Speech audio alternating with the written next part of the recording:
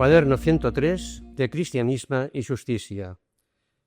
La globalización, así, una maravillosa excusa para muchas cosas, de Solou, Nobel de Economía.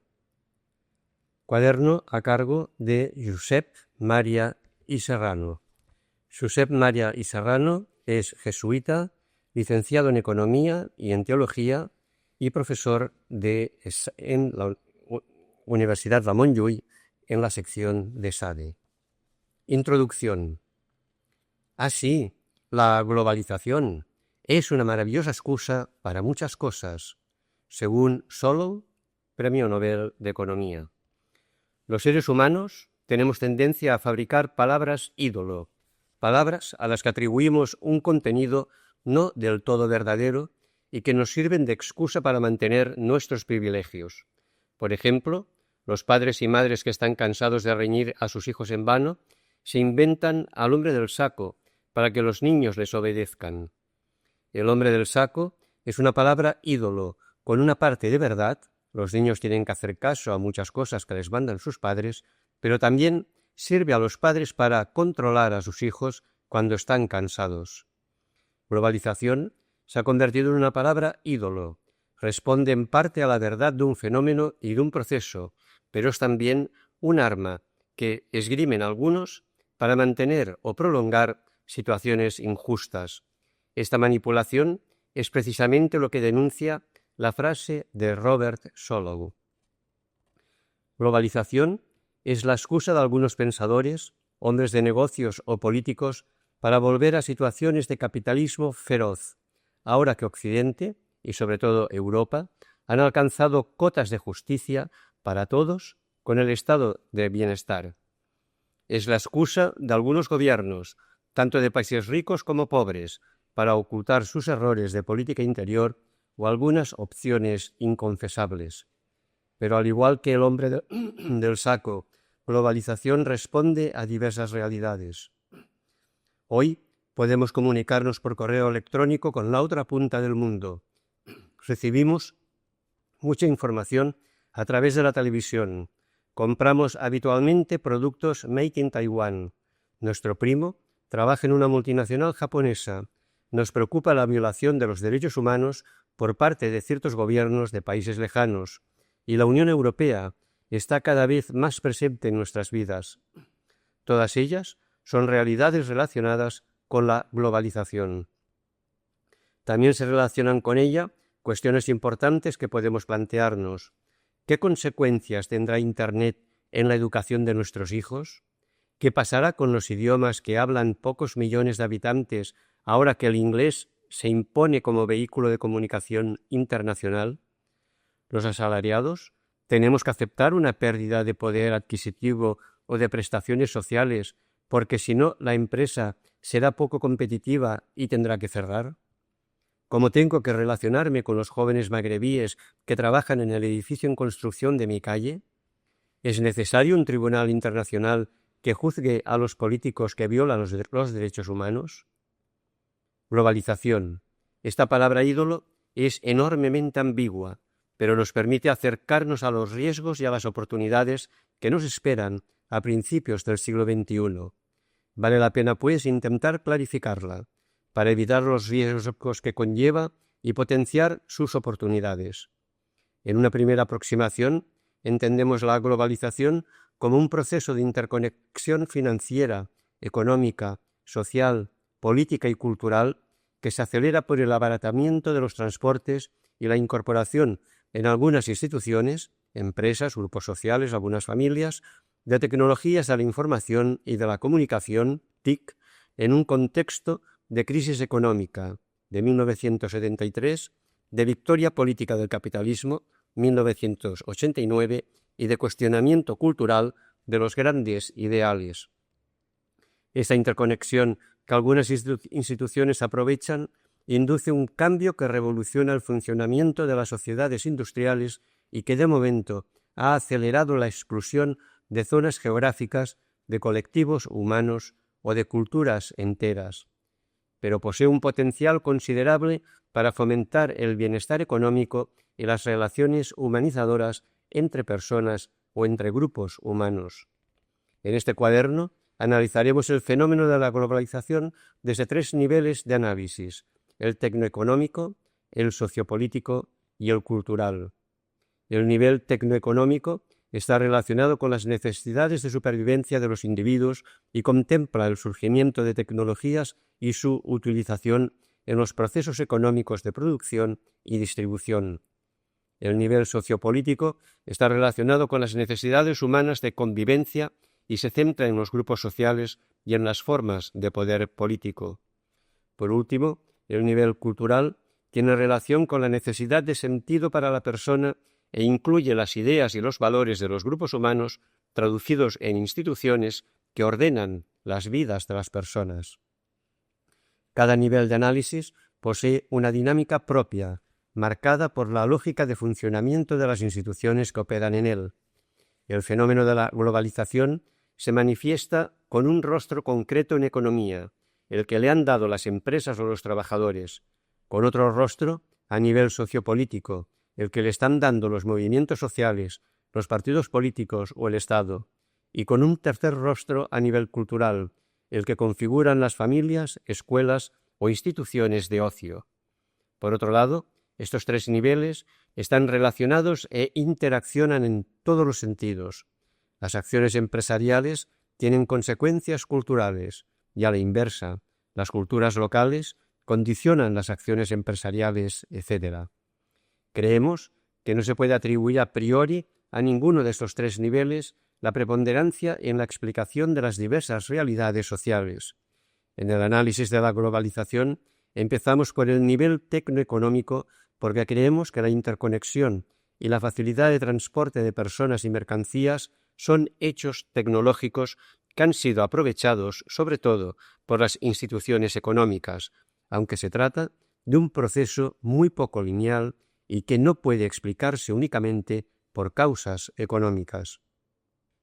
Después de analizar la globalización en esos 3 niveles, capítulo 2, globalización tecnoeconómica, capítulo 3, globalización sociopolítica, capítulo 4, globalización cultural, intentaremos una definición más rica de la globalización y plantearemos propuestas para su gobierno, capítulo 5. En efecto, la naturaleza de este fenómeno lo hace susceptible de ser gobernado. Creemos que hay que configurarlo de manera que favorezca a todos, especialmente a los más pobres. Primer apartado, la globalización tecnoeconómica. 1. Revolución en las tecnologías de la información y de la comunicación TIC. La entrada en el nuevo milenio es una época de cambios rápidos debidos en parte a la introducción acelerada, desde mediados de los años 70, de las TIC en las formas de producción y de vida de mucha gente, sobre todo en los países industrializados. Los datos siguientes, correspondientes a 1995, pueden ayudarnos a calibrar las dimensiones de este fenómeno. En el bloque de países industrializados, televisores por 1.000 habitantes hay 524, en desarrollo 145 y en el total mundial la media es de 228. Líneas de teléfono por 1.000 habitantes, en los industrializados son 414, en desarrollo 39 y el total mundial, el promedio, 122. Usuarios de Internet por cada 1.000 habitantes, industrializados son 18, en desarrollo 0,5 y el total mundial 4,8. IPC por 1.000 habitantes, en industrializados son 156, en desarrollo son 7 y la media mundial es de 44. La primera columna del cuadro muestra que la capacidad de la población mundial para recibir mensajes a través de la televisión es bastante importante. La segunda y tercera constatan que la comunicación telefónica y el uso de Internet han alcanzado proporciones considerables. Por último, las diferencias entre las cifras de la primera y la segunda fila muestran que la incorporación de estas TIC es muy desigual según se trate de un país industrializado o pobre. Por otro lado, en cifras absolutas, en 1997 se calcula que había 1.260 millones de telespectadores, 690 millones de abonados al teléfono y unos 200 millones de ordenadores. Respecto de la evolución futura de las TIC, añadimos que el correo electrónico gana al correo postal por 10-1 y que Internet ha conseguido 50 millones de clientes en 5 años, cosa que los ordenadores personales consiguieron en 16 años y la televisión en 13 años. La tendencia de futuro es, pues, el aumento de las dimensiones de la comunicación informática y del negocio que genera la industria de la comunicación. En resumen, por lo tanto, la incorporación de las TIC a las empresas y a otras instituciones está produciéndose de manera muy rápida y puede aportar prosperidad a mucha gente, pero de momento existe un acceso desigual a dichas tecnologías dependiendo del grado de desarrollo de los países. 2. Las TIC en la economía, cambios en las grandes magnitudes. La crisis económica que estalló en 1973 agudizó la competencia entre las empresas. Las menos eficientes desaparecieron y las supervivientes modificaron las técnicas organizativas e incorporaron las TIC para ser competitivas en los ámbitos nacional e internacional. El abaratamiento de los costes del transporte ha posibilitado a más empresas la internacionalización de sus actividades. En cuanto a las grandes magnitudes, podemos afirmar que la introducción de las TIC, el abaratamiento de los transportes y los cambios organizativos han permitido que las tasas de crecimiento de las economías en los años 80 superasen las cifras bajas de los años 70, pero esta recuperación ha ido acompañada de un incremento de la desigualdad y también de cambios en los diversos ámbitos del sistema económico. Empecemos analizando los cambios verificados en las macromagnitudes y, en primer lugar, en los países industrializados, las tasas de crecimiento de los años 80 se recuperaron respecto de la de los años de crisis, los 70. Lo muestra el cuadro siguiente. Tasas de crecimiento económico anual, PIB, de 1960 a 1993. Estados Unidos, 1973 un 4%, 1979 un 2,4%, 1982 menos 0,1%, 1990 un 3,6% y 1993 1,2%. Europa, el 73 4,8%, el 79 2,6%, el 82 0,9%, el 90 2,7% y el 93 0,6%. Japón, un 9,6% el 73%, un 3,6% el 79%, un 3,7% el 82%, un 4,5% el 90% y un 2,1% el 93%. Y la OCDE, un 4,9% el 73%, un 2,7% el 79%, un 0,8% el 82%, un 3,5% el 90% y un 1,1% el 93%.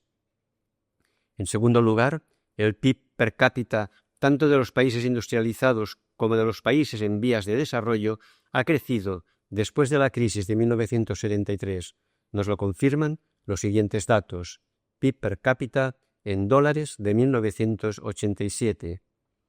Los industrializados en el 70, 9.344. En desarrollo, 474 y la media mundial, 2.660. En 1980, los industrializados, 11.169, en desarrollo 685 y media mundial 3.116. En 1995, industrializados 12.764, en desarrollo 867, media mundial 3.417. En tercer lugar, sin embargo, los cambios que han llevado a esta recuperación del crecimiento han tenido consecuencias negativas en la distribución de la renta. Observemos los datos siguientes. Tanto por ciento del PIB mundial poseído. En 1900, para el 20% más pobre, un 9%. Para el 60% medio, un 40%. Para el 20% más rico, un 51%. En 1950, para el 20% más pobre, un 5%, para el 60% medio un 35% y para el 20% más rico un 60%. En 1980, para el 20% más pobre un 3,4%, para el 60 medio un 41%, para el 20% más rico un 56%. Y en 1994, para el 20% más pobre, un 4% del PIB mundial, para el 60% medio, un 31%, y para el 20% más rico, un 64%. Este cuadro indica que así como entre 1950 y 1980 las clases medias mejoraron, entre 1980 y 1994 perdieron ingresos a favor del 20% más rico, que ha pasado de controlar el 56% a hacerse con el 64% de los ingresos mundiales. En conjunto, pues, la desigualdad ha aumentado en estos últimos años. También ha aumentado la pobreza. En julio del 99, el secretario general de la ONU, Kofi Annan, anunciaba en Ginebra que el número de pobres en el mundo se había duplicado desde 1974, y así, de los 6.000 millones de habitantes del mundo de 1999, la mitad tenían que sobrevivir con $3 al día, y 1 de cada 2 de estos pobres no ganaba más de $1 al día. 3. Cambios en los diversos ámbitos económicos. Si pasamos a analizar los cambios producidos en ámbitos concretos de la economía, veremos que han sido de envergadura y que seguramente están marcando tendencias de futuro, de modo que se traducirán en cambios cuantitativos todavía más importantes. Estos cambios son la expansión de nuevas formas de producción, los cambios en el mundo del trabajo, los cambios en el capital, el deterioro del medio ambiente y la evolución del papel del Estado como agente económico. 3.1. Nuevas formas de producción, desmaterialización y desnacionalización. En los últimos años se está produciendo una fuerte expansión de nuevas formas de producción que consisten en la desmaterialización y la desnacionalización de muchos productos y procesos productivos. A. Desmaterialización. La desmaterialización de los productos significa que su valor añadido ha pasado a depender más de los elementos inmateriales que llevan incorporados, diseño del producto, imagen de marca, patentes, que de la manipulación física de los elementos materiales que los integran. Por ejemplo, en el precio de una Coca-Cola, hoy pesa más la publicidad y la patente del invento que los componentes materiales de la bebida. En el precio de un programa de videojuegos o de informática, pesan más las horas de creatividad y de programación que el coste del disquete que contiene este programa. De hecho, la imagen del producto ha ganado peso en el valor añadido porque el consumo se está convirtiendo en una forma central de buscar sentido a la vida.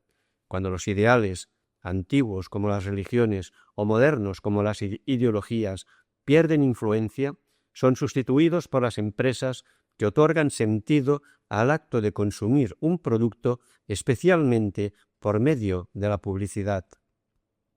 La desmaterialización de los productos también ha desmaterializado en gran medida a las propias empresas. Hoy, una empresa ya no es necesariamente una nave industrial llena de máquinas y de trabajadores, para cuyo funcionamiento se necesita mucho dinero. De hecho, una empresa es la idea de un producto nuevo, un aparato material para su fabricación y un sistema de venta. 3 fases que hay que organizar y financiar. Pero la desmaterialización de muchos productos ha abaratado su fabricación. Ello es precisamente cierto para un sector que está liderando el crecimiento de los países ricos, la industria de la comunicación. Además, para productos más materiales, un empresario puede encargar a otras empresas parte de las tareas, outsourcing, o bien conceder la explotación de su imagen de marca en régimen de franquicia, como es el caso paradigmático de McDonald's. Esta empresa concede en exclusiva licencias de la propia marca, la forma de organizarse y algunos ingredientes a miles de comerciantes particulares. Al final, la empresa, más que comidas concretas y materiales, vende sobre todo su marca y su forma de organización. Respecto del sistema de venta, el desarrollo del comercio electrónico lo está simplificando desde el punto de vista material, de tal modo que la estructura de ciertas empresas puede reducirse todavía más. Y por último, respecto de la financiación, los mercados de capitales están lo suficientemente desarrollados en los países industrializados como para prestar dinero a un empresario que tenga las ideas y las relaciones adecuadas. La desmaterialización de los productos y de las empresas constituye una gran oportunidad. Permite crear una empresa a todo el que tenga una idea vendible, conocimientos organizativos y relaciones para sacarla adelante. B. Desnacionalización. En segundo lugar, se constata una desnacionalización cada vez mayor de los productos. Esto significa dos cosas: que cada vez consumimos más productos extranjeros, pero también que cada vez podemos creernos menos lo de made in. Cada vez consumimos más productos extranjeros porque el comercio internacional ha crecido.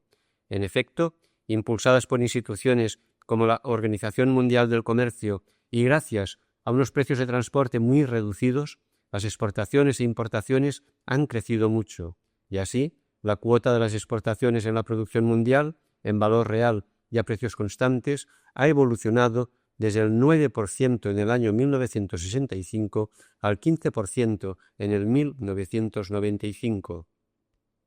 Cada vez podemos creer menos en lo de made in, porque los cambios recientes en las TIC y en los transportes han facilitado a las empresas la división internacional de los procesos productivos.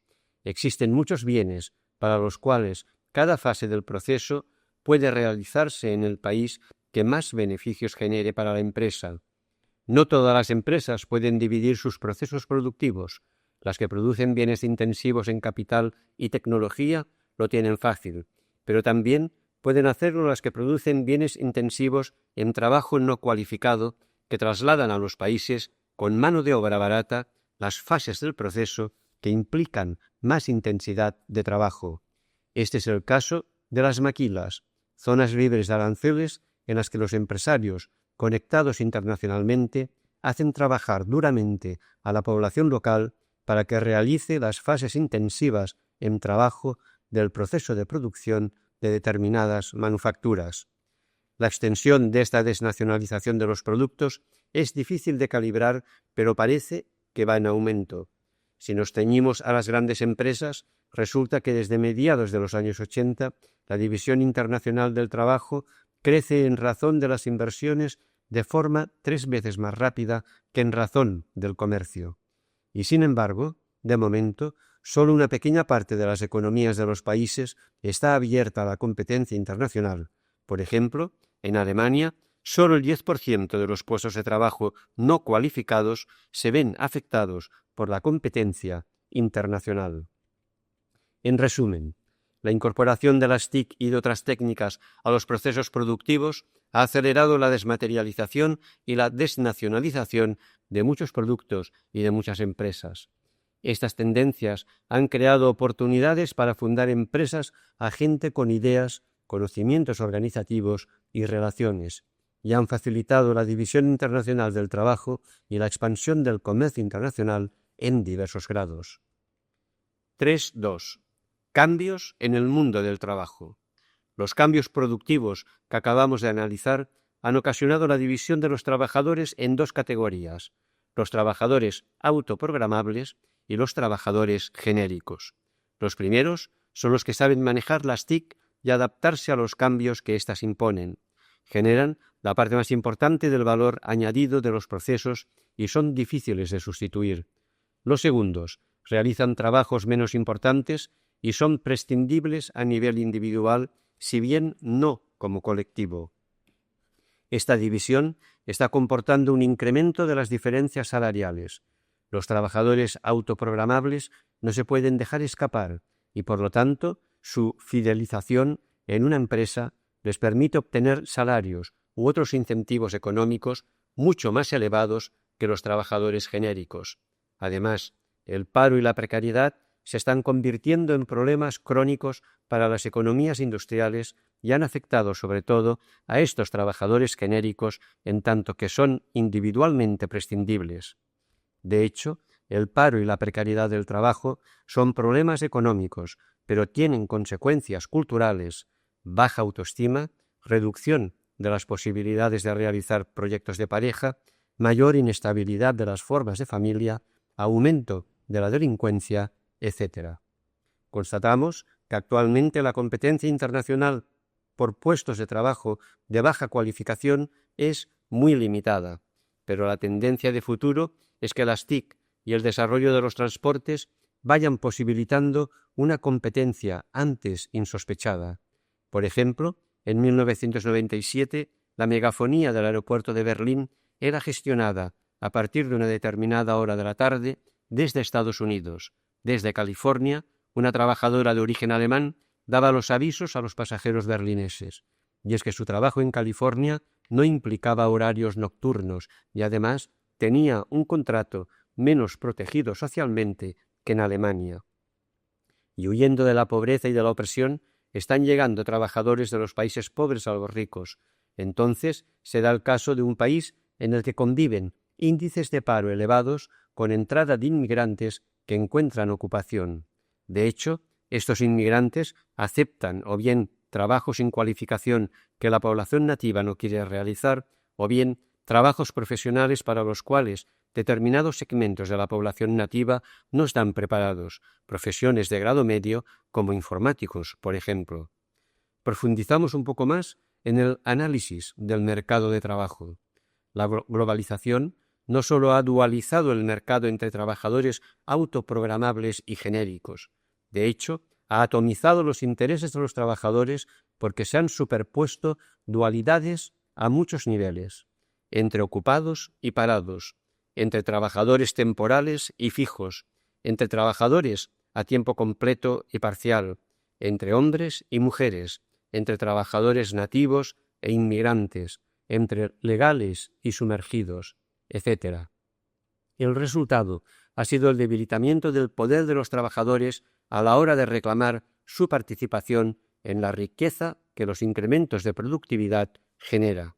Pero si, además, los trabajadores empiezan a tener horarios diferentes o a trabajar desde su casa, resulta que el contacto físico entre ellos es cada vez menor.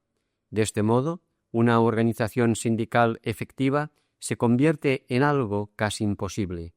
Y aún es más difícil organizarse internacionalmente porque el chantaje, con base más o menos real, de las multinacionales, convierte a los trabajadores de determinados sectores de un país en competidores de los de cualquier otro. La atomización de los intereses de los trabajadores ha tenido una consecuencia cuantitativa, la pérdida de ingresos por parte de los asalariados no directivos a favor de los beneficios empresariales y de las retribuciones de los directivos. Por ejemplo, el salario medio de un trabajador norteamericano sin estudios universitarios era de $11 por hora en 1979 y de casi $10 ajustados a la inflación por hora en 1993. El empleado con estudios universitarios no está mucho mejor. Ha pasado de algo más de $15 a casi 16 en los mismos años de referencia. En resumen, los resultados palpables de la globalización en el mundo del trabajo han sido, pues, una cronificación del paro, el aumento de la precariedad laboral y social en los países industrializados y también un incremento de la desigualdad de ingresos. 3.3. Cambios en el mundo del capital. No obstante, la globalización no ha afectado únicamente al mundo del trabajo. También ha originado cambios en el capital. La propiedad del capital se ha hecho compleja. En primer lugar, están los viejos ricos, cuya riqueza está ligada a la posesión de capital o de recursos naturales. Pero están también los nuevos ricos, que son nuevos empresarios como Bill Gates, que no tenían capital, pero que han podido crear empresas gracias a la desmaterialización de los productos. Y finalmente, tenemos los fondos de inversión alimentados por los ahorros de los trabajadores que se convierten así en capitalistas en una modalidad nueva y compleja. En efecto, estos fondos son gestionados por equipos de financieros que mueven grandes cantidades de dinero buscando rentabilidades altas a corto plazo. El relativo anonimato de la propiedad de estos capitales los hace más ciegos y más peligrosos. En este sentido, la integración a escala global de los mercados financieros facilitada por las TIC acentúa el anonimato y la deshumanización de las decisiones empresariales. Hoy, las bolsas más importantes, Londres, Nueva York y Tokio, están conectadas las 24 horas del día y mueven unas cantidades de dinero que ningún gobierno puede controlar.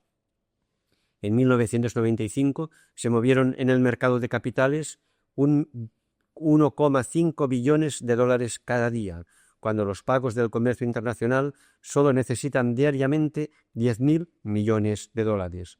Así pues, los capitales corren a una velocidad 150 veces superior a lo que necesita la economía real. Además, las empresas se han concentrado y las grandes multinacionales han ido ganando cuotas de mercado.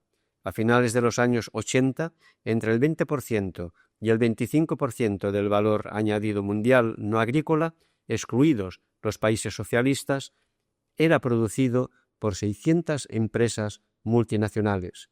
Y parece que en los primeros años del nuevo milenio se acelerarán las fusiones empresariales de manera que las cuotas de mercado de pocas empresas aumentarán todavía más. Por otro lado, la competencia entre empresas se ha endurecido. En este sentido, el financiero húngaro George Soros no cree que Bill Gates exagere cuando afirma que está siempre luchando por su supervivencia. Las consecuencias de esta nueva organización del capital están siendo de momento negativas para los trabajadores. En efecto, si la propiedad de los capitales se aleja cada vez más de los procesos productivos, de los países y de los problemas reales de sus trabajadores, las decisiones de los directivos y de los consejos de administración serán cada vez menos humanas. Estarán guiadas únicamente por cifras de beneficios, dejando de lado los dramas ecológicos o humanos que estas decisiones desencadenen. Los relatos de guerra explican que a un soldado se le hace más difícil matar al enemigo si ha llegado a verle la cara. Dicho de otro modo, si los ganadores y los perdedores de la globalización ya no se sientan a la misma mesa, a los ganadores les resulta más fácil tomar decisiones que perjudiquen gravemente a los perdedores. En resumen, los cambios en el capital se concretan en un desplazamiento del poder económico hacia los nuevos ricos, la desconexión de los mercados financieros respecto de la economía real, la tendencia a la concentración empresarial, una acentuación de la competencia y el alejamiento y la progresiva anonimización del capital. 3.4. Deterioro del medio ambiente. Como veíamos en el apartado 2 del presente capítulo, es cierto que el crecimiento económico se ha recuperado, pero los diversos agentes económicos han tenido poco en cuenta las consecuencias ecológicas de la producción y el consumo. Así pues, se está produciendo un grave deterioro del medio ambiente tanto en la tierra como en el mar como en el aire. En particular, el incremento del comercio internacional y de la división internacional de los procesos productivos ha sido, al mismo tiempo, causa y efecto del aumento de los transportes. En ocasiones, estos transportes tienen difícil explicación racional o elevados costes medioambientales. Por ejemplo, se da el caso de que 1 kilo de uva de California se transporta por avión a Alemania y en el viaje se emiten 20 kilos de CO2. O sucede también que cangrejos pescados en el Mar del Norte se trasladan a Marruecos para ser pelados y a Polonia para ser empaquetados antes de llegar a los mercados de Hamburgo. El modelo occidental de crecimiento no es, pues, sostenible, pero resulta que los medios de comunicación lo están transmitiendo de esta forma a los países pobres, y así muchos ciudadanos de dichos países desean tener los niveles de vida y de consumo que Occidente les muestra en la televisión o en el cine. La extensión de este modelo sería desastrosa para la supervivencia del planeta y, en todo caso, tampoco es sostenible la desigualdad entre ricos y pobres, ahora que la televisión la ha puesto en evidencia a los ojos de todos. 3.5. Cambio del papel del Estado como agente económico. Las tendencias señaladas respecto de la expansión de nuevas formas de producción, de los cambios en el mundo del trabajo, en el capital y del deterioro del medio ambiente han transformado el papel del Estado como agente económico. Más concretamente, se está produciendo una pérdida de autoridad económica de los Estados.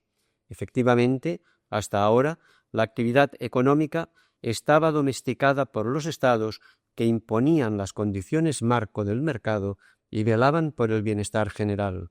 Hoy, la economía salta fronteras y los agentes estatales de política económica cuentan cada día con instrumentos más débiles para controlar las variables macroeconómicas básicas, para defender la libre competencia o para redistribuir rentas de los ricos a los pobres. En el momento de impulsar un conjunto de acuerdos, instituciones y reglas que permitan colocar a la globalización económica de nuevo bajo la autoridad política que vele por el bienestar de todos. Ha llegado ese momento. Por el contrario, muchos gobiernos están fomentando la liberalización indiscriminada del comercio y de los movimientos de capital. Al mismo tiempo, trabajan por la consolidación de grandes empresas, entre comillas, nacionales, fuertes, capaces de competir en el mercado mundial. Esta estrategia de impulso de multinacionales de base nacional propia ha tenido, no obstante, consecuencias nocivas. Las grandes empresas, tanto de base nacional como extranjera, consiguen de los gobiernos y de los bancos tratos fiscales, financieros, laborales o ecológicos privilegiados. Son los consumidores, las pequeñas y medianas empresas o los ciudadanos más pobres los que acaban pagando estos privilegios y ven reducidos los programas de lucha contra la pobreza por incapacidad presupuestaria del Estado. Por otro lado, el poder de regulación económica de los Estados se ha reducido también por causa de los movimientos de capitales. Su liberalización fue una decisión política impulsada internacionalmente por el Fondo Monetario Internacional, pero ahora los bancos centrales de los países ya no pueden dominar estos movimientos. Los desajustes que se derivan de ello llevan a distorsiones en el funcionamiento de la economía productiva. En los países subdesarrollados, esta ola liberalizadora ha sido especialmente cruel. A través del mecanismo de la renegociación de la deuda externa, el Fondo Monetario y el Banco Mundial han obligado a los gobiernos de muchos países no solo a poner freno a la inflación y a la deuda pública, sino también a privatizar empresas y liberalizar la entrada de capitales o de empresas multinacionales. El pago de la deuda externa ha desviado recursos que tendrían que haberse destinado a reforzar el gasto en educación o en salud. La reducción de la deuda pública ha desembocado en la venta de empresas públicas nacionales a capitales extranjeros y ha acentuado la desprotección de los grupos más necesitados. Y la liberalización de la entrada de capitales o de inversiones extranjeras ha acentuado la inestabilidad monetaria y la dependencia exterior de estas economías. No cabe duda de que es necesario disciplinar la economía de algunos países pobres, pero las medidas han de evitar la agudización de la pobreza y de la dependencia exterior. En resumen, la globalización económica, tal como se ha configurado políticamente desde muchos gobiernos, ha comportado una pérdida de margen de maniobra de los Estados a la hora de establecer políticas económicas que favorezcan a todos los ciudadanos. Y el Fondo Monetario y el Banco Mundial, al intentar poner orden en determinadas economías subdesarrolladas, han acentuado su pobreza y su dependencia del exterior.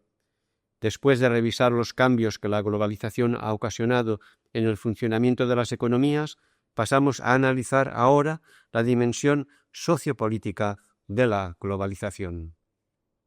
Segundo apartado, la globalización sociopolítica.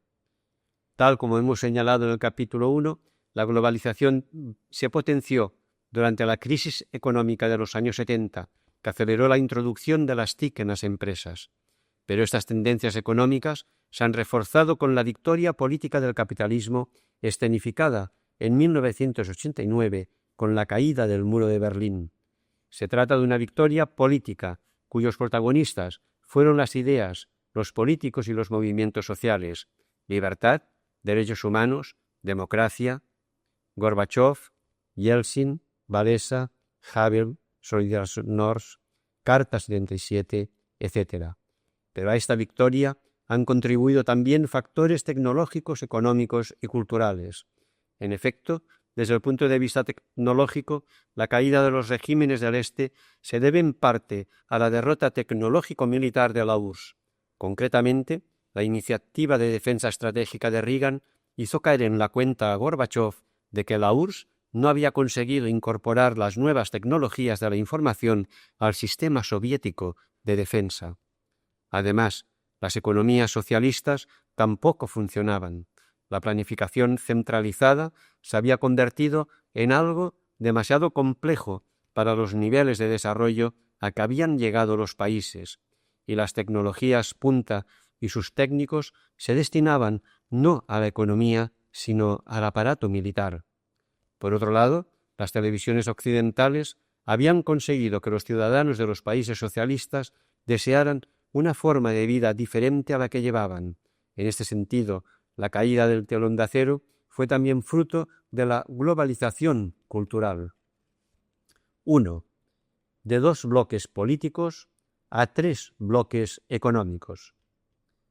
La Guerra Fría acaba en 1989 y desde entonces los Estados Unidos imponen su victoria aceptando la entrada en la OTAN de los antiguos miembros del Pacto de Varsovia e impulsando, por medio del Fondo Monetario Internacional, una rápida transición de la Federación Rusa al capitalismo. Hay que esperar y trabajar para que la derrota rusa no se transforme en resentimiento y deseo de un nuevo imperialismo.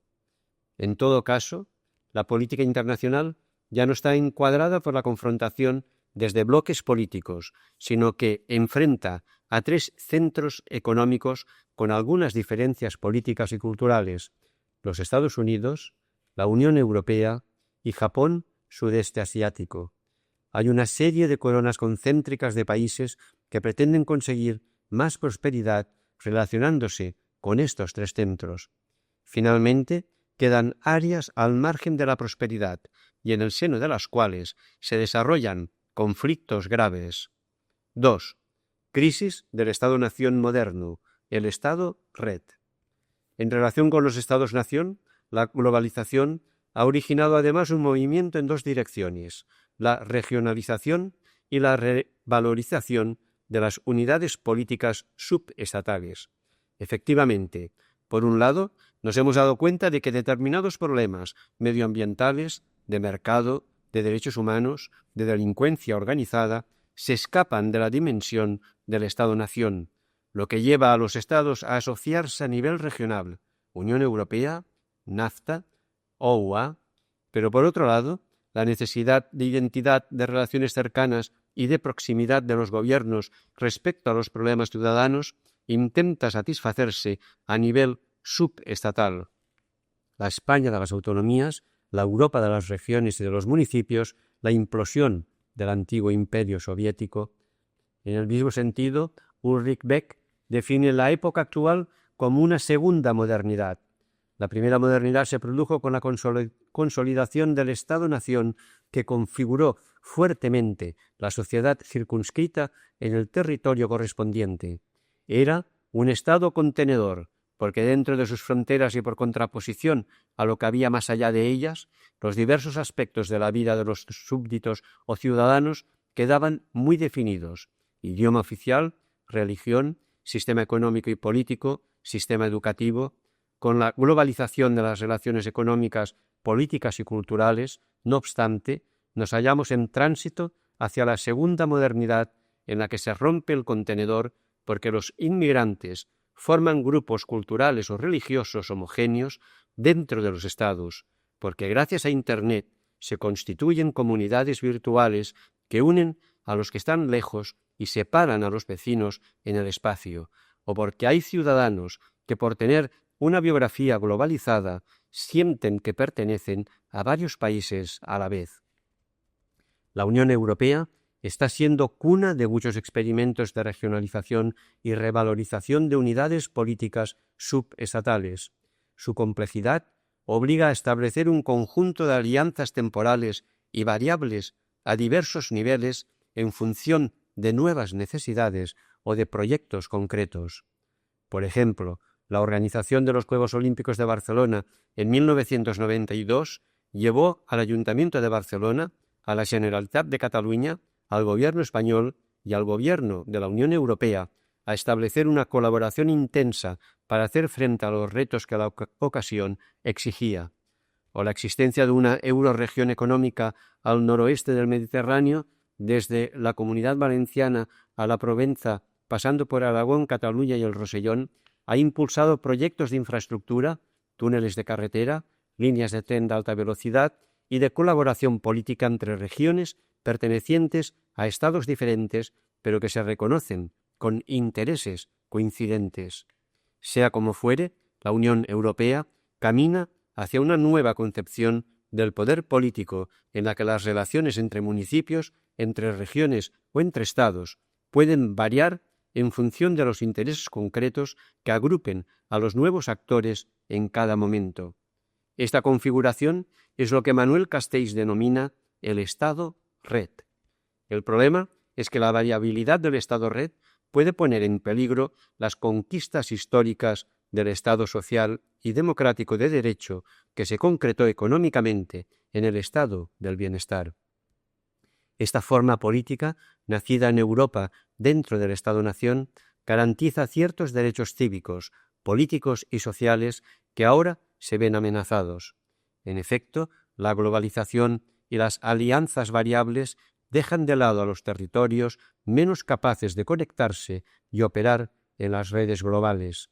En estos territorios, la capacidad fiscal es más reducida a la hora de fomentar la garantía efectiva de los derechos sociales y de oponerse al crecimiento de la economía delictiva. En resumen, el Estado-nación está evolucionando hacia formas más flexibles de organización, Estado-red, que establecen alianzas variables entre diversos niveles de poder regional, estatal, subestatal, pero esta flexibilidad pone en peligro las conquistas del estado del bienestar. 3. El Estado en los países subdesarrollados. Al caer el muro de Berlín, el filósofo Francis Fukuyama proclamó el fin de la historia. Las democracias liberales habían ganado la Guerra Fría contra la URSS y ahora solo quedaba el trabajo de ir extendiendo pacíficamente el modelo vencedor por todo el planeta. Y de hecho, en la última década del siglo XX, la democracia se ha extendido por muchos países y regiones, pero el funcionamiento práctico de estas democracias presenta muchos problemas, por causa de la pobreza y del escaso nivel de desarrollo, pero también por la acción de ciertas empresas multinacionales que están interesadas en mantener a las poblaciones sometidas a sus intereses. Existen, por último, problemas de herencia cultural que topan con la concepción de fondo de la democracia. El funcionamiento deficiente de las democracias liberales y el choque que la cultura occidental de mercado ha significado para las formas de vida de estos países les ha provocado serios conflictos. La globalización política no siempre les ha llevado a un aumento del bienestar. A veces estos conflictos han sido culturalmente interpretados a partir de ideologías antioccidentales. Son los fundamentalismos que reaccionan a la exclusión de los beneficios de la globalización, excluyendo a los que excluyen, y de este modo, utilizando las ideologías o religiones tradicionales que tienen a mano, hacen lecturas de las mismas que convierten a Occidente en el enemigo a combatir. La fragilidad que confiere a las sociedades desarrolladas su organización compleja, especialmente en las grandes ciudades, es una ocasión para que grupos terroristas de raíz fundamentalista planteen serios problemas a la seguridad de dichas sociedades.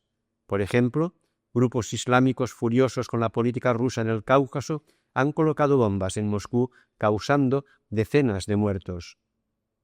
Pero quizás los fundamentalismos desarrollados por los excluidos de la globalización responden a un fundamentalismo más sutil, tanto económico como político, de aquellos que les excluyen.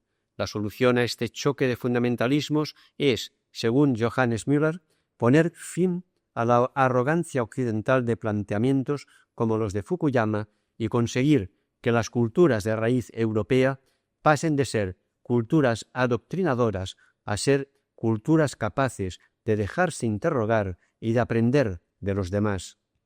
Sin embargo, la globalización política nos ha reducido a la imposición arrogante de la democracia liberal en otros contextos políticos. A finales del siglo XX, el caso Pinochet y la constitución de un Tribunal Penal Internacional han constituido oportunidades para avanzar en la garantía efectiva y universal de los derechos humanos. En síntesis, las democracias liberales occidentales se han impuesto sin diálogo ni voluntad de adaptación. Este fundamentalismo occidental ha desencadenado fundamentalismos antioccidentales en los países en donde se ha impuesto. De todos modos, el inicio de un sistema penal internacional está contribuyendo a la protección efectiva de los derechos humanos. 4. Nuevos movimientos sociales. Los cambios de todo tipo que se han producido estos últimos años han provocado en los ciudadanos una desconfianza cada vez mayor respecto de los agentes políticos tradicionales, los partidos políticos y los sindicatos. Los partidos, desorientados por los cambios económicos y políticos, atrapados por la lógica mediática y perplejos ante el final de las ideologías modernas, han perdido afiliados. Los sindicatos, como hemos visto en el capítulo 2, han perdido capacidad de negociación ante las grandes empresas a causa de la atomización de los intereses de los trabajadores y de la escasez de trabajo en los niveles de cualificación profesional más proclives a la sindicación. Si bien es necesaria una renovación de la vida política y sindical, debemos constatar que una parte de las inquietudes sociales se canaliza actualmente a través de los nuevos movimientos sociales. Estos nuevos movimientos sociales, NMS, poseen unas características particulares. Están preocupados por problemas concretos, pero generalmente de dimensión global: ecología, pacifismo, feminismo, derechos humanos, cooperación con el tercer mundo, asistencia al cuarto mundo, explotación infantil. Poseen organizaciones internas más democráticas y participativas que los agentes tradicionales y utilizan las TIC para extender su influencia o hacer oír su voz ante los gobiernos y los organismos internacionales. En ese sentido, las TIC se han convertido en un instrumento para la solidaridad. Por ejemplo, si en el correo electrónico ciertas reivindicaciones como la protesta de Seattle en la Ronda del Milenio habrían sido imposibles de articular. Actúan con dinámicas medio festivas, medio reivindicativas, que incorporan un alto grado de creatividad: conciertos, ocupación de edificios, acampadas urbanas, campañas de recogida física o informática de firmas, incluso colgarse durante 2 semanas de la torre de la Catedral de Lleida para exigir el 0,7% para la ayuda oficial al desarrollo. Actúan a menudo con una lógica que se salta los conductos diplomáticos oficiales y que puede desembocar en conflictos entre Estados. Por ejemplo, si un ciudadano europeo miembro de una ONG para el desarrollo denuncia sobre el terreno las violaciones de los derechos humanos en algún país y es detenido o desaparece, está asegurado el conflicto diplomático entre el Estado de origen y el Estado en el que ha desaparecido. En este sentido, los NMS actúan de forma análoga a las empresas multinacionales o a las redes de actividades ilegales. Los 3 nuevos agentes de la escena mundial establecen relaciones al margen de los estados. Por eso, podemos distinguir entre globalización e internacionalización. El segundo término nos sugiere relaciones entre naciones o entre estados. La globalización, por el contrario, ha suscitado relaciones entre personas y grupos de diversos países, sin pasar por la mediación de los estados. Finalmente, reiteramos que nuevo movimiento social no siempre es sinónimo de progresismo o de mejora indiscutible. De hecho, como formas de participación en los asuntos políticos, los NMS se alían según su naturaleza con la derecha o con la izquierda política tradicional y generan alianzas que hace unos años habrían escandalizado a los militantes de uno u otro bando. Por ejemplo, en la Francia de final del siglo XX, el movimiento antieuropeo reunía a militantes comunistas y militantes de la derecha nacionalista. Resumiendo, los sindicatos y los partidos políticos están en crisis. Han surgido, en cambio, los nuevos movimientos sociales, a menudo con una fuerte preocupación por los problemas mundiales, pero no siempre con intereses universales. 5. Una nueva división social. A nivel social, la globalización, tal como se ha venido configurando en los últimos años, ha creado una división entre los grupos que han conseguido dominar las TIC y enriquecerse, y los que han quedado excluidos y están empobreciéndose.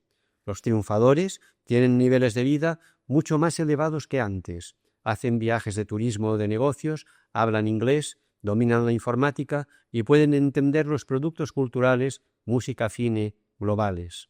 La otra cara de este proceso es la exclusión. Manuel Castells bautiza las exclusiones a partir de una imagen cósmica. Las llama agujeros negros del capitalismo informacional.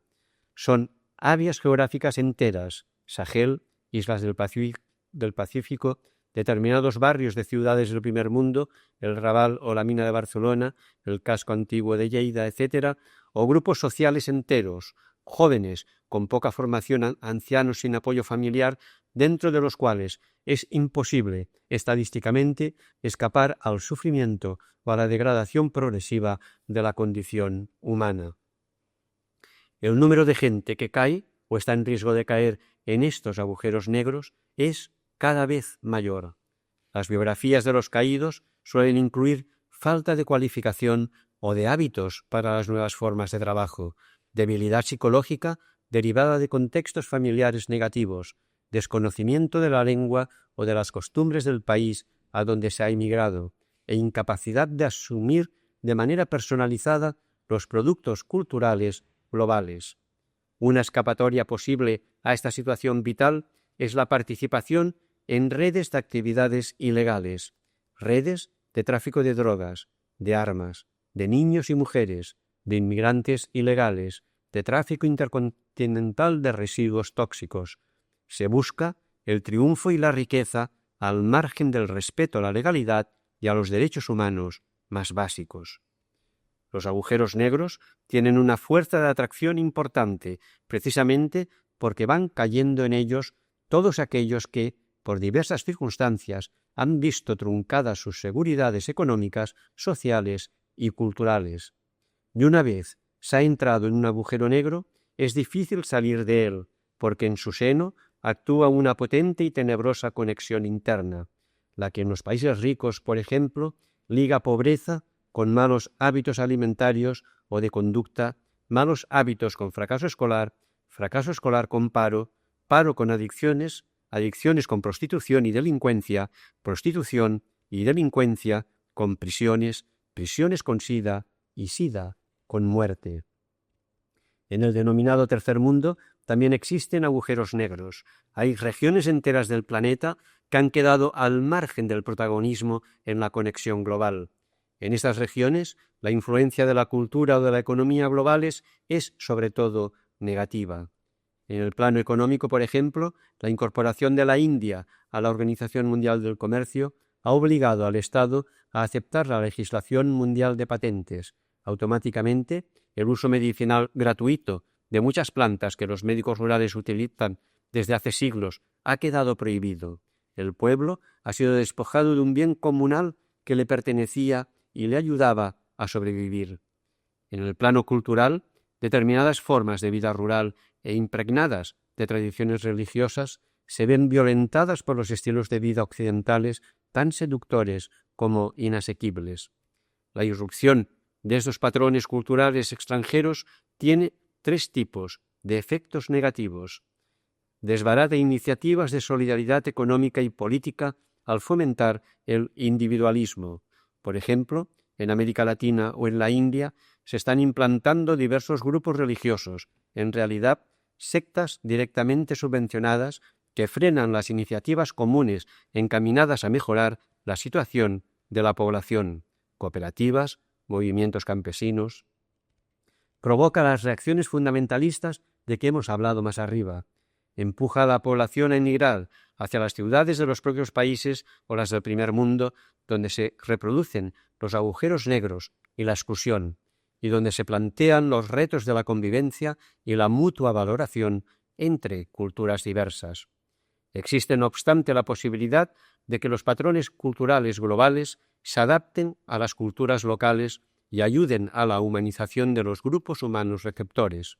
Lo trataremos en el próximo capítulo, que aborda los aspectos culturales de la globalización. Pero antes, concluyamos. Señalemos en primer lugar que en este escrito hemos utilizado el término globalización y no el de mundialización, porque no todo el mundo se ha visto favorecido por este proceso. Y en cambio, la globalización ha conectado zonas geográficamente distantes del planeta. Y en segundo lugar, resumamos. La globalización, tal como se ha configurado hasta ahora, ha creado una división entre los que la comprenden y la aprovechan y los que la sufren. Estos últimos son atraídos por los agujeros negros del capitalismo informacional, en cuyo seno es imposible estadísticamente escapar al dolor o a la degradación progresiva de la condición humana. Tercer apartado, la globalización cultural. Estudiemos ahora los mecanismos e instituciones a través de los cuales la globalización está modificando la necesidad de sentido de la persona. Cultura es la manera en que un grupo humano vive, piensa, siente, se organiza, celebra y comparte la vida. Esta definición nos muestra dos dimensiones de la cultura, una invisible, vivir, pensar, sentir, integrada por ideas y valores, otra visible, organizarse, celebrar, compartir, que concreta y retroalimenta a la primera por medio de diversas experiencias de la persona, fiestas, ceremonias religiosas, películas, libros, actividades en asociaciones, trabajo, convivencia en pareja, convivencia social, relación con el poder. 1. La cultura. La definición propuesta habla del grupo humano como sujeto de la cultura. En efecto, toda persona nace en un grupo humano en el seno del cual vive experiencias relativas a la supervivencia, a la convivencia y al sentido, ámbitos tecnoeconómico, sociopolítico y cultural. Estas experiencias, dimensión visible de la cultura, son elaboradas internamente por la persona que construye así sus ideas y sus valores, dimensión invisible de la cultura. Con las ideas y los valores emprenderá acciones en el grupo humano en el que vive, convirtiéndose así en constructor de cultura. Aquí denominaremos inputs a todas aquellas experiencias que vive la persona procedentes del grupo humano en el que se inserta. En los capítulos anteriores hemos analizado cómo los inputs tecnoeconómicos y sociopolíticos influyen en las ideas y valores de las personas. Por ejemplo, constatábamos en el capítulo primero que la globalización económica atomizaba los intereses de los trabajadores, erosionando así un valor importante como es la solidaridad. En el capítulo segundo, al hablar de la nueva división social, nos dábamos cuenta de que las personas que crecen en los agujeros negros del capitalismo informacional tienen muchas dificultades para encontrar un sentido de la vida que los aleje del sufrimiento, las adicciones y la muerte prematura. En este capítulo hablaremos específicamente de la naturaleza y la forma de elaboración interna de los inputs culturales, que son las experiencias de sentido vividas por las personas en el ámbito cultural. En dicho ámbito, la experiencia está mediatizada por instituciones como la familia, la escuela, el cine, la televisión, los libros, el turismo, el grupo de tiempo libre, el grupo religioso y otras instituciones relativas a la educación y a la utilización del tiempo libre. Nos preguntamos, pues, ¿qué tiene que ver el fenómeno de la globalización con la búsqueda y la construcción de sentido, ideas y valores de las personas? En una primera respuesta, afirmamos que la interconexión y la facilidad del transporte que constituyen la base de la globalización permiten que las personas reciban inputs culturales con tres características nuevas. En primer lugar, estos inputs son mediados por la televisión o por Internet. En segundo lugar, La mayoría de estos inputs culturales globales son productos culturales. Han sido elaborados por empresas que esperan sacar beneficios de su venta. Y en tercer lugar, proceden de personas o culturas lejanas o de una supuesta cultura global reforzada en los últimos años.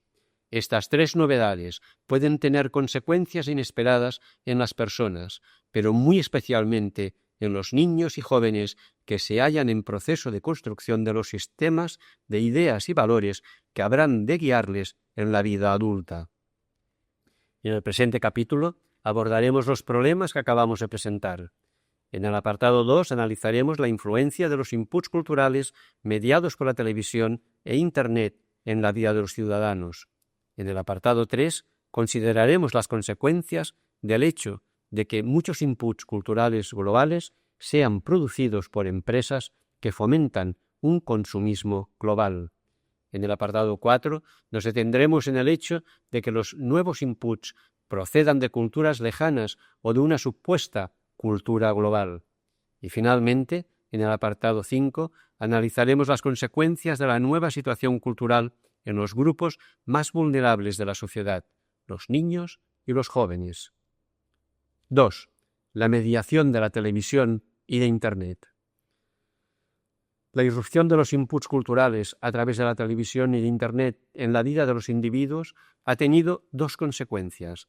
Ha ampliado el horizonte conceptual y de valores del ciudadano y ha aumentado las posibilidades prácticas de utilización del tiempo libre. A. La ampliación del horizonte conceptual y de valores del ciudadano se ha producido porque Internet ha permitido acceder a una cantidad inmensa de información procedente de todo el mundo sobre infinidad de temas y también a redes de relación virtual de alcance planetario sobre aspectos muy especializados. Por ejemplo, los amantes de la poesía surrealista de todo el mundo que estén conectados a la red pueden intercambiarse poemas a través de la misma. Por otro lado, esta ampliación de puntos de vista llega en una época en la que, debido a la caída del muro de Berlín, las ideologías, grandes relatos que transmiten sentido, han perdido fuerza. Los grandes relatos políticos o religiosos que impulsaban diariamente el ideal de muchos, religiones, socialismos, liberalismos, nacionalismos, se han considerado estériles o hasta perjudiciales. De hecho, la historia reciente muestra el rostro más oscuro de estos ideales con guerras de religión, pobreza y desigualdad en nombre de la libertad y opresión a cuenta de determinados socialismos o nacionalismos. El mito del progreso ha desembocado también en el desequilibrio ecológico. Así pues, parece que los ideales y el progreso no puedan aportar nada verdaderamente nuevo a las sociedades y a las personas. La consecuencia de esta actitud es una combinación de relativismo. En este mundo tan variado no existen verdades absolutas. Está bien lo que cada uno haga, y de pasividad, nada nuevo por lo que valga la pena luchar. B. En todo caso, se han ampliado las posibilidades de utilización del tiempo libre con inputs culturales virtuales. El tiempo libre ha ganado en opciones gracias a las TIC que llegan a casa.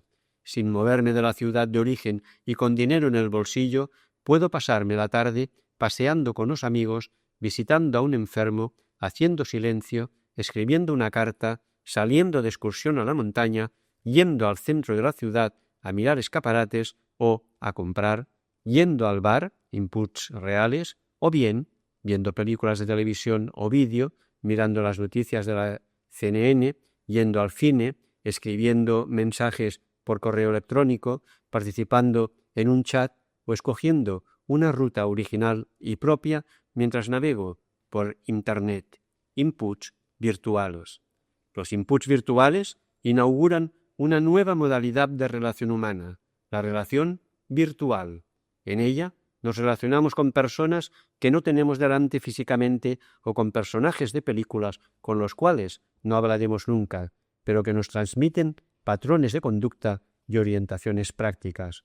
La relación virtual genera lo que Manuel Castells denomina la cultura de la virtualidad real.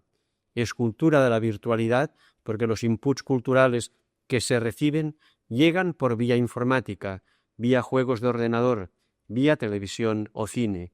Es real porque influye realmente en la cultura, ideas, valores y actuaciones concretas de aquellos que acceden a ella.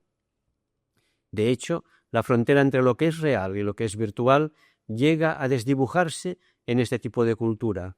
El incesante bombardeo televisivo sobre las mentes y la cantidad cada vez mayor de horas que pasamos delante de la televisión llevan a la confusión entre ficción y realidad.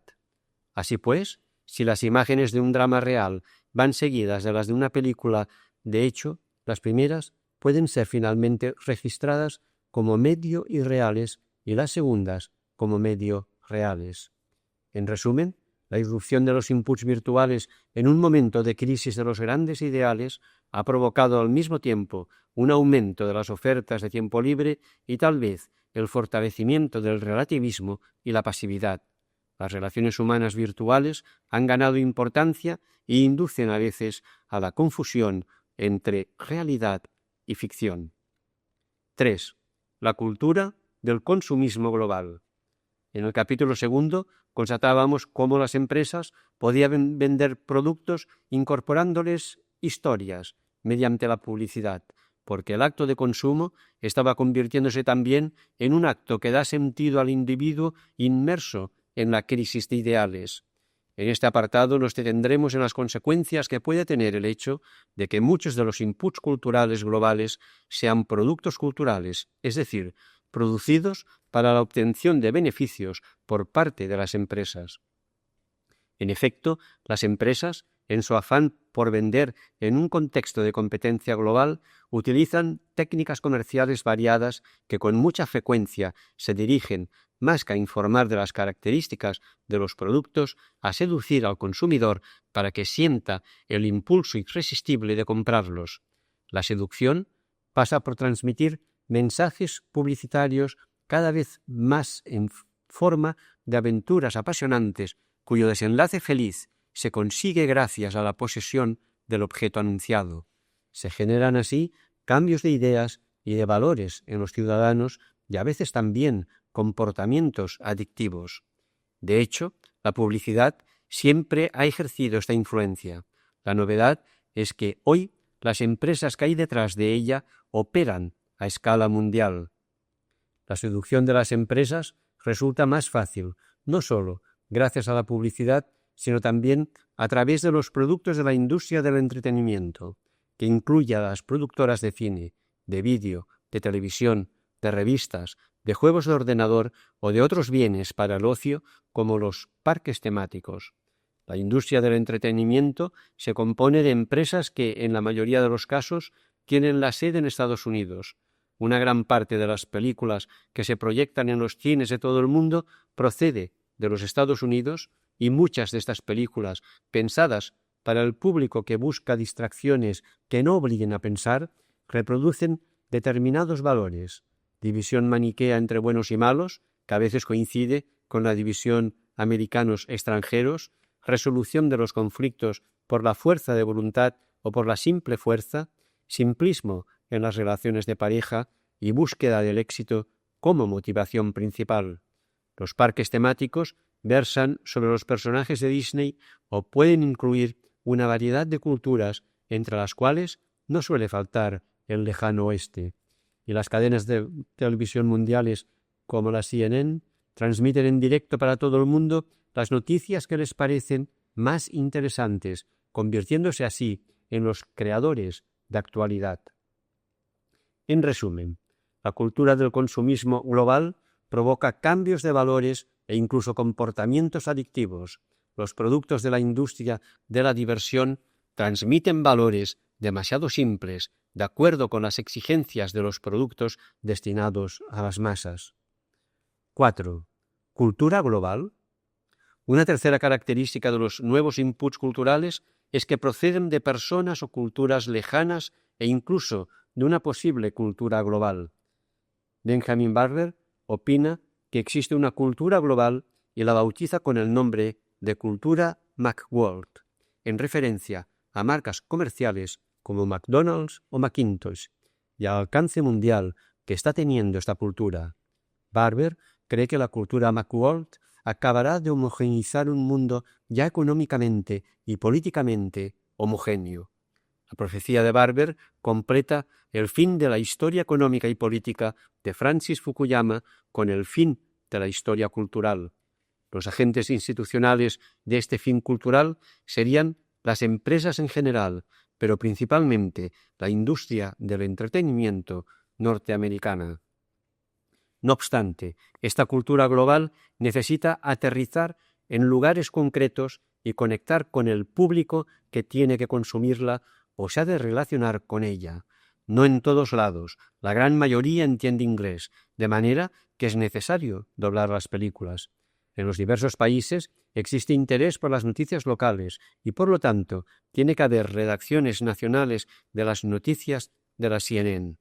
En el parque temático PortAventura de Tarragona, al lado de zonas más globales del lejano oeste, de México, de la China o de la Polinesia, hay una área temática del Mediterráneo. Es cierto que la cultura global, de matriz eminentemente anglosajona, se diferencia cuando aterriza, pero ¿hasta qué punto dicha diferenciación es sustancial? Tal vez sea sólo accidental, una estrategia para esconder las verdaderas diferencias. Por ejemplo, los culebrones latinoamericanos que ve el público de todos los continentes presentan ambientes en los que no existen las diferencias económicas, no saben pobres o culturales, no saben miembros de pueblos indígenas. Nos hallamos, pues, ante una cultura de la indiferencia. Esta cultura deja fuera de la pantalla las diferencias fuertes en un mundo desigual y diverso. Pero plantear problemas de conciencia a los telespectadores vende poco. Por eso, las empresas los tranquilizan y nos ofrecen productos relajantes.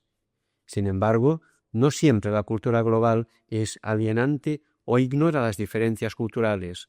En un suburbio de Johannesburg, denominado Sophiatown, la penetración de elementos de la cultura popular norteamericana, cine negro, jazz, cultura afroamericana, ayudó a la población oprimida a articular un lenguaje de protesta y a organizar un movimiento anti-apartheid que contribuyó a la democratización de Sudáfrica.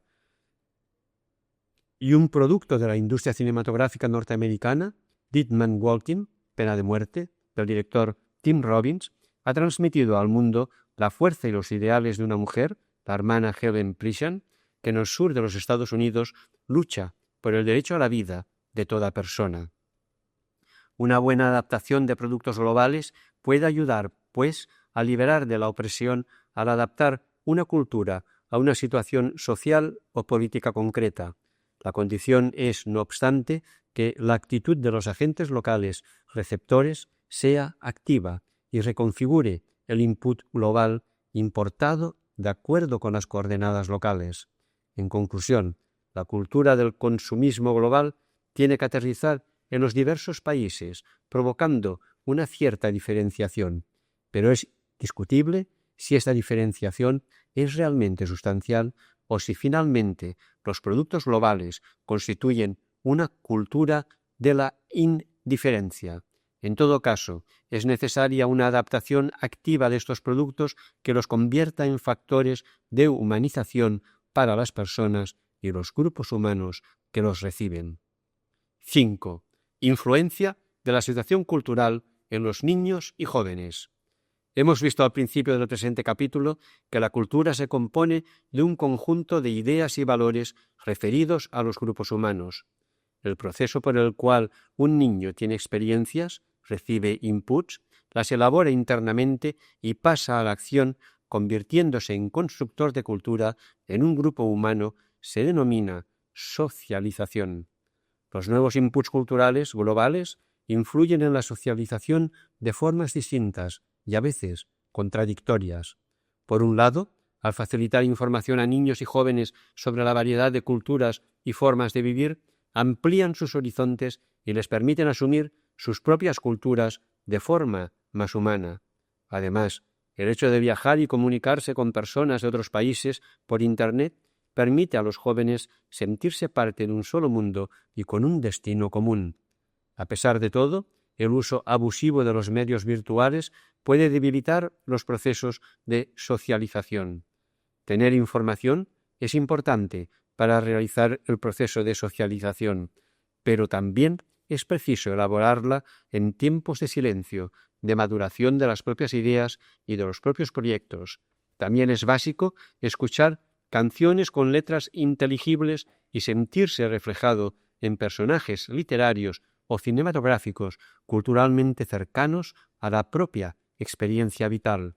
Asimismo, es necesaria la comunicación con amigos de carne y hueso y la participación en instituciones en las que el contacto humano nos ayuda a comprender e interiorizar las relaciones reales de amistad, de solidaridad o de autoridad bien entendida.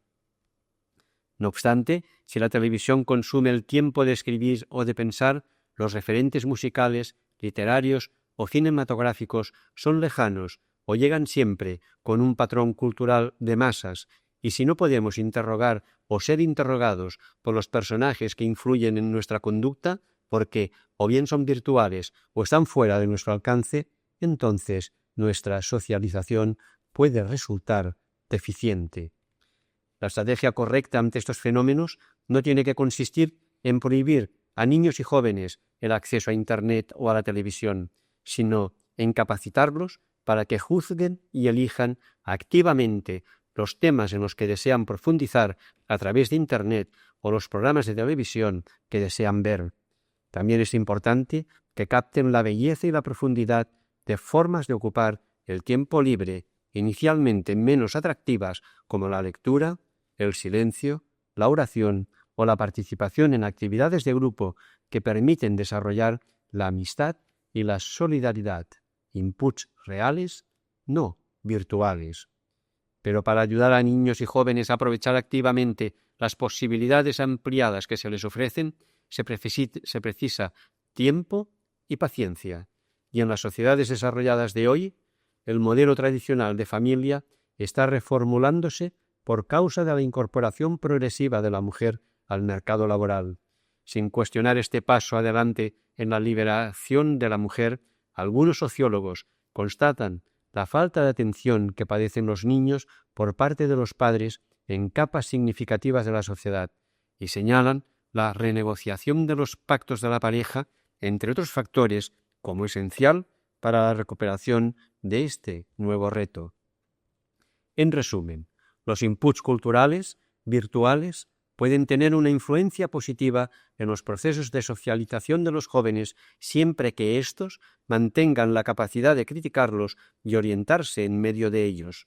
La facilidad de acceso a los productos televisivos o de Internet establece, sin embargo, una competencia con otras formas de disfrutar el tiempo libre, inputs reales, como el silencio, las relaciones de amistad y la solidaridad con personas de carne y hueso.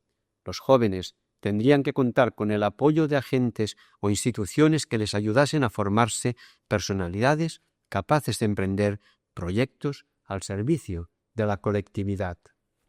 6. Conclusión. Decíamos al principio de este capítulo que cultura es la manera en que un grupo humano vive, piensa, siente, se organiza, celebra y comparte la vida. Cada grupo humano genera una cultura integrada por un conjunto de vivencias, pensamientos y sentimientos invisibles que se concretan en organizaciones, celebraciones visibles. Las tecnologías de la televisión y de Internet han permitido poner al alcance de jóvenes y mayores una gran cantidad de inputs culturales que a veces proceden de culturas lejanas, son virtuales o son producidos por empresas con afán de lucro.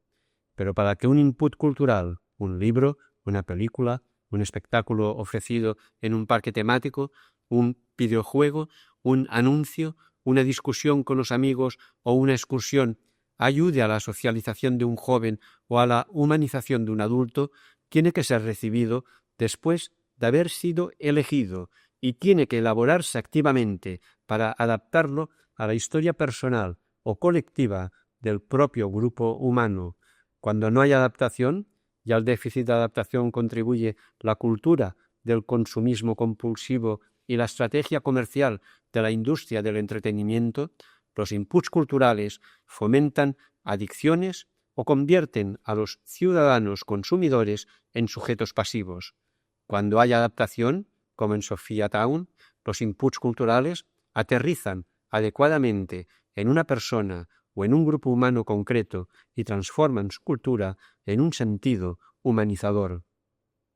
En el proceso de aterrizaje adecuado de los inputs culturales globales tienen un papel importante personas concretas que catalicen con paciencia y sabiduría los procesos de adaptación y de personalización.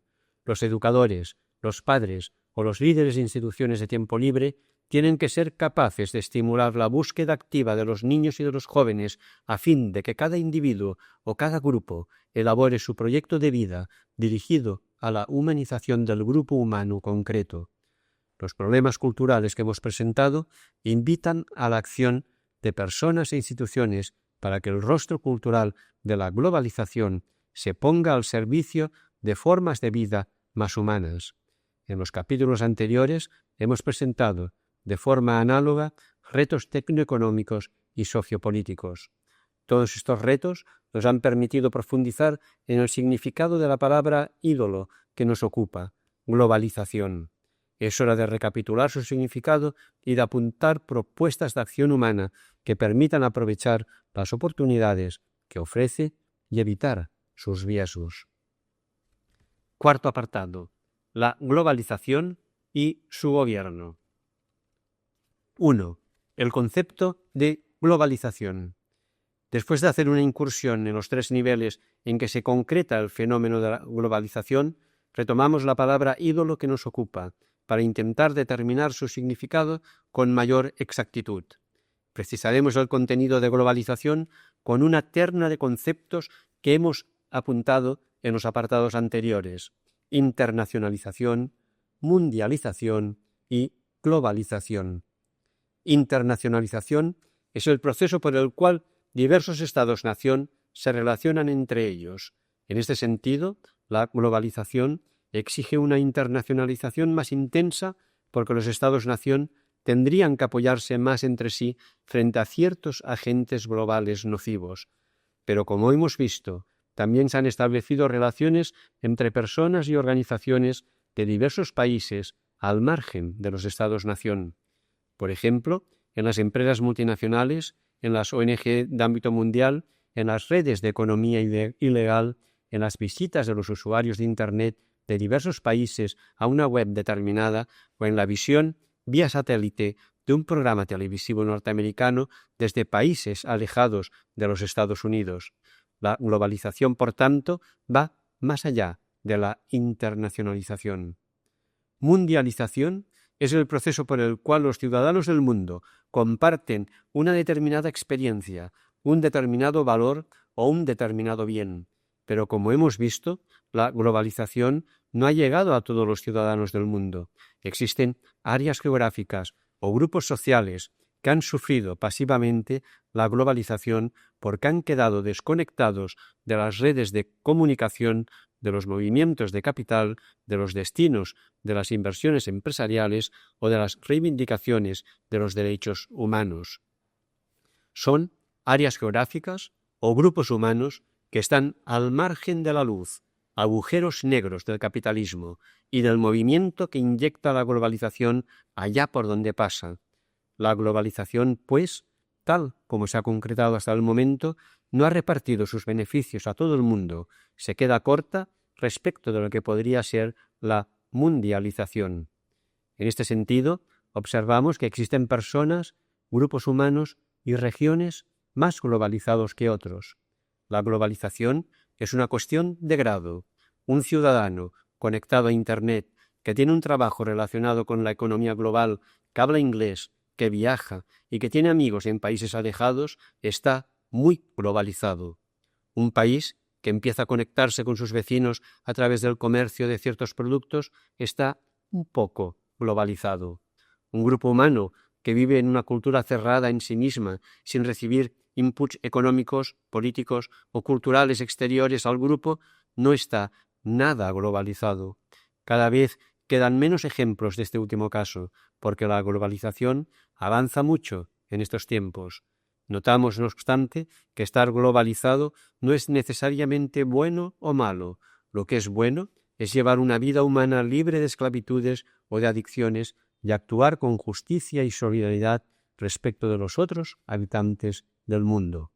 Por tanto, a diferencia de los términos internacionalización y mundialización, globalización significa el proceso de interconexión financiera, económica, política, social y cultural posibilitada por las TIC que relaciona a determinadas personas y organizaciones gubernamentales o no, creando dinámicas complejas de relación y de exclusión. Existen personas y grupos más o menos globalizados y no podemos afirmar que estar globalizado sea bueno o malo. 2. Situarse correctamente frente a la globalización. Existen 3 vías para situarse frente al fenómeno de la globalización: rechazarla, aceptarla incondicionalmente o aceptarla e intentar gobernarla poniéndola al servicio de cotas más altas de bienestar para todo el mundo, especialmente para los que más sufren. La primera vía, la del rechazo, es la que han adoptado los fundamentalismos en las zonas excluidas de la globalización. Consiste en excluir a los que excluyen, pero esta opción reactiva no podrá frenar la fuerza de penetración de las TIC y además suele construir proyectos económicos, políticos y culturales que acaban deshumanizando a las sociedades en las que se implantan. Ciertas revoluciones fundamentalistas islámicas, por ejemplo, han perpetuado la pobreza y han agravado la degradación psicológica de las mujeres, provocando la muerte de muchas de ellas. También en Occidente hay grupos antiglobalización. Tienen una fuerza utópica y de denuncia considerable, y son positivos en tanto que despiertan las conciencias ante las consecuencias negativas y los riesgos de la globalización. Pero no pueden reducirse a puros movimientos reactivos bajo la amenaza de ser utilizados por fuerzas o grupos sociales con intereses egoístas. Por ejemplo, en la ronda del milenio de la Organización Mundial del Comercio, Seattle, Estados Unidos, finales de 1999, se aliaron extrañamente ciertas ONG contrarias a la globalización y los grupos de agricultores europeos que quieren impedir la entrada en su continente de productos agrícolas procedentes del tercer mundo. Los movimientos solidarios antiglobalización tendrían que evolucionar hacia estrategias proactivas, es decir, hacia el diseño de propuestas positivas para que la globalización estuviera al servicio de todos. La segunda vía, la de la aceptación incondicional, es la del neoliberalismo. El neoliberalismo ha servido a los agentes económicos más poderosos para llevar adelante el capitalismo liberal feroz, utilizando interesadamente la derrota del socialismo real y las dificultades del estado del bienestar occidental.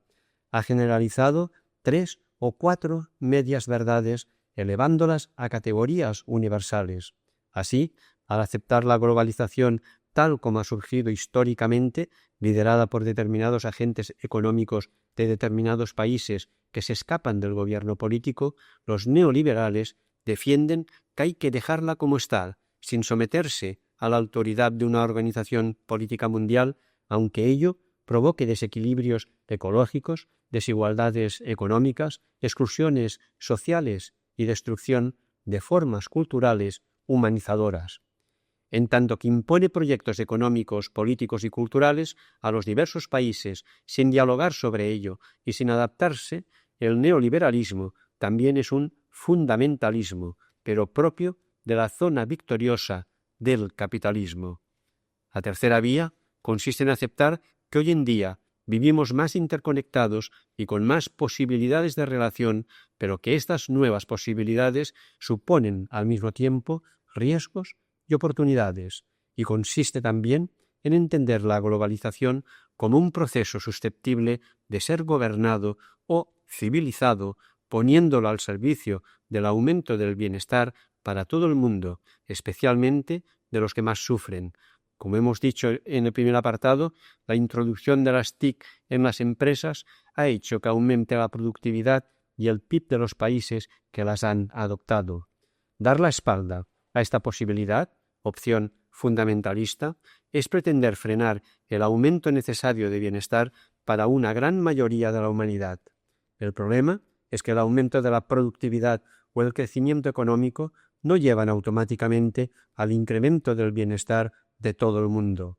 Además, la globalización de las formas políticas o de la cultura se ha realizado en general sin las adaptaciones o los diálogos necesarios para que el resultado sea humanizador para los países y para sus ciudadanos.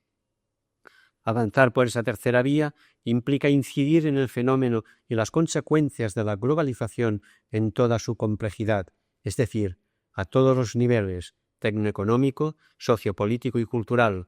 Como ya hemos constatado, los tres niveles están interconectados y cada nivel nos muestra un rostro peculiar e irreductible de la globalización. No es, pues, suficiente trabajar solo el aspecto cultural o solo el aspecto político o solo el aspecto tecnoeconómico de un fenómeno que se manifiesta y genera consecuencias en los tres niveles. 3. Propuestas para el gobierno de la globalización.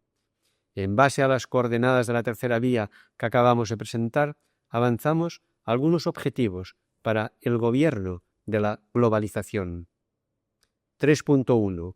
Iniciativas tecnoeconómicas. A. Reforzar y democratizar los organismos económicos internacionales, Fondo Monetario Internacional, Banco Mundial, Organización Mundial del Comercio, para que puedan gobernar la globalización financiera y económica de una manera ecológicamente sostenible y luchando contra la exclusión, la pobreza y la desigualdad que hoy está generando. Así, se recuperará parcialmente la libertad de los Estados para gestionar las políticas económicas, para mantener la viabilidad fiscal y para conservar o aumentar los niveles de protección social que difundan el bienestar y la riqueza entre todos los ciudadanos. B. Promover las uniones económicas regionales que permitan al mismo tiempo aprovechar las ventajas del comercio internacional y detentar un poder político suficientemente fuerte como para dialogar con las multinacionales con garantías de éxito. C. Regular ecológicamente y fiscalmente los transportes para eliminar las irracionalidades existentes, véanse los ejemplos de la uva de California o de los cangrejos del Mar del Norte en el capítulo 1, y evitar la degradación ecológica. D. Condonar de una vez la injusta deuda externa de los países del tercer mundo que ya ha sido suficientemente pagada y que hipoteca de forma inhumana a sus habitantes. En el proceso de condonación hay que aprovechar la ocasión para que los recursos liberados acaben revirtiendo en beneficio de toda la población y especialmente de los más pobres. E. Introducir la responsabilidad social de la empresa por medio de la convicción de los directivos y de la presión de los nuevos movimientos sociales. En efecto, las TIC permiten transmitir a capas significativas de la ciudadanía información e iniciativas que presionen a las empresas a cambiar, si no quieren perder el prestigio y los clientes. Por ejemplo, hay ONG que proponen por correo electrónico acciones al servicio de campañas para la eliminación del trabajo infantil. F. Aprovechando que resulta más fácil para los que tienen conocimientos fomentar la creación de pequeñas y medianas empresas, créditos a microempresas, cooperativas de producción o distribución, esas empresas crean más puestos de trabajo que la gran empresa, están más directamente implicadas en el bienestar de las comunidades en las que se insertan y no destruyen tan fácilmente los valores humanizadores de las culturas locales. G. Crear y alimentar fondos de inversión éticos para discriminar a las empresas que invierten en actividades ilegales o destructivas frente a las que respetan las normas sociales, ecológicas o éticas de diversa naturaleza. Si los ciudadanos son también capitalistas, en tanto que participan en fondos de inversión, vale la pena aprovechar este poder para dirigir las inversiones hacia empresas y actividades que no generen consecuencias social o ecológicamente negativas. H. Aprovechar el consumo para ejercer y fomentar la solidaridad por medio de la compra de productos de comercio justo o bien de empresas que dedican parte de los beneficios a la solidaridad. Marketing con causa. 3.2. Iniciativas sociopolíticas. A. Trabajar para el gobierno político de la globalización, defensa de los derechos humanos, políticas de redistribución de rentas, lucha contra las redes globales ilegales y criminales. En este sentido, las democracias permiten mecanismos de participación política que orientan las decisiones en determinadas direcciones, elecciones y referéndums, militancia política o sindical, participación en colegios profesionales, apoyo activo a determinadas ONG, etc. B. Aprovechar la dimensión internacional de los partidos políticos y de los sindicatos para establecer una cultura del diálogo entre actores políticos y actores sociales de diversos países respecto de problemas de ámbito mundial. C. Fomentar las instituciones internacionales de defensa de los derechos humanos como el Tribunal Penal Internacional, poniendo fin a los abusos cometidos en nombre del principio de no injerencia utilizado como coartada para violar estos derechos. Y D. Reforzar los movimientos sociales, nuevos o antiguos, de solidaridad con los excluidos o con los grupos que corren el riesgo de exclusión desde una actitud de diálogo y de escucha. Los habitantes de los agujeros negros del capitalismo tienen que encontrar caminos para evolucionar hacia formas de vida más humanas. 3.3. Iniciativas culturales. A. Trabajar para colocar a la persona y a toda persona en el centro de las preocupaciones de los agentes económicos, políticos y culturales. En un mundo tan complejo y tan lleno de instituciones y fuerzas que se contraponen, no podemos perder el norte, que es el bienestar y la humanización de las personas y especialmente de los más pobres. D. Aprovechar el surgimiento de nuevos movimientos sociales y ONGs para fomentar una conciencia ética universal que se traduzca en la lucha por el reconocimiento de la ciudadanía, derechos humanos fundamentales, a todos los habitantes del planeta. C. Reforzar las instituciones y los agentes socializadores, familias, escuelas, ONG, grupos religiosos, para que orienten, en un contexto global, virtual y comercial, los valores y las ideas de los jóvenes. Se trata de que todo el mundo llegue a tener una personalidad suficientemente integrada como para tomar iniciativas económicas, políticas y culturales al servicio de los ciudadanos y de los más pobres. D. En los sistemas educativos, fomentar planes de estudios que capaciten a los alumnos para el trabajo cualificado tecnológicamente al tiempo que les facilitan instrumentos humanísticos para crecer como personas. En la formación humanística es preciso capacitarlos para ser activos en el uso de las TIC y en la adaptación personal de los productos que ofrece la industria del entretenimiento. Y E. Los grupos religiosos tienen que hallar en sus tradiciones y en el diálogo interreligioso los valores y las actitudes que les permitan asumir de manera creativa y humanizadora las nuevas condiciones económicas, sociales y culturales globales. Así, pueden contribuir a impulsar en los diversos ámbitos de la vida colectiva la centralidad de la persona y la ciudadanía universal. Hasta aquí el cuaderno 103 de Cristianisme i Justícia.